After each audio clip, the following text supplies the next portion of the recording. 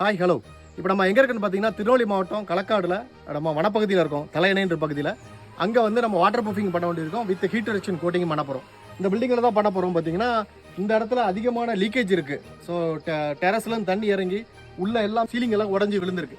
So அது எல்லாமே நம்ம ரிப்பேர் பண்ணி கொடுக்க போகிறோம். ப்ளஸ் இந்த டெரஸ்லையும் ஜாயிண்ட் எல்லாமே நிறைய இடத்துல விட்டுருக்கு. அந்த ஜாயிண்ட் எல்லாத்தையும் ஃபில் பண்ணிவிட்டு water proofing with heat reduction coating பண்ண போகிறோம்.